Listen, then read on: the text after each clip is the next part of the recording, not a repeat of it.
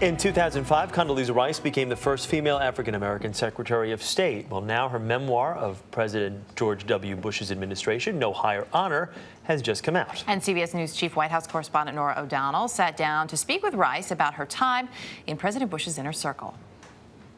As Condoleezza Rice revisits the 8 years she spent as President George W. Bush's National Security Advisor and Secretary of State, we asked her about President Obama's decision to end the war in Iraq. The president announced that we will pull all troops out of Iraq by the end of this year. Are you glad to see the war coming to a close? I am glad to see the war coming to a close, but I had hoped that there might be a residual U.S. presence there. You think the Obama administration made a mistake by not negotiating to have a residual force in Iraq? Well, by all accounts, they did negotiate for a residual force and apparently couldn't get the deal done. I wasn't inside the negotiations, so I don't know the full story of that. But we have a lot at stake in Iraq, and not just because of the cost of that war to us, although that's a part of it. Was getting rid of Saddam Hussein worth $1 trillion and 4,400 American lives? You cannot put a price on a more stable Middle East, and I am really glad that there is not today a weapons of mass destruction, a nuclear arms race between Mahmoud Ahmadinejad in Iran and Saddam Hussein in Iraq. Still, Dr. Rice acknowledges that some of the intelligence that the Bush administration used to justify the case for war was dead wrong. Did Iraq have weapons of mass destruction? Iraq had no stockpiles of weapons of mass destruction. The critics have charged that the focus on Iraq meant that you took your eye off the ball in Afghanistan. President Obama's record in terms of terrorism, how would you rate it?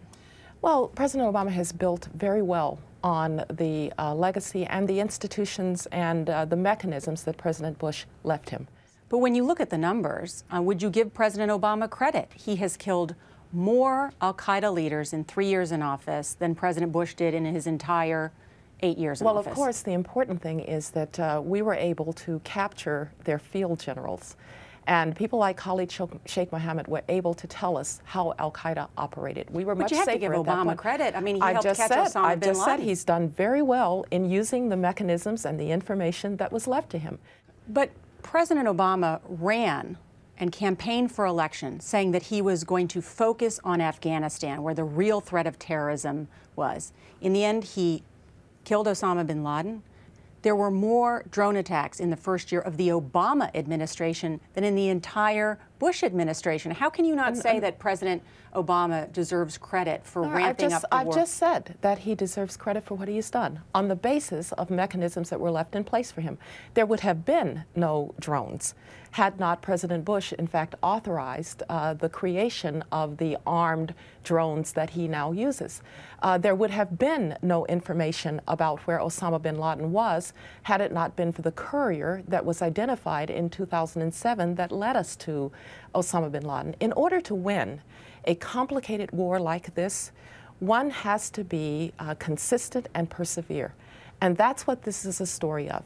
American perseverance over 2 presidencies, over 10 years, to weaken al-Qaeda, but not yet to defeat it.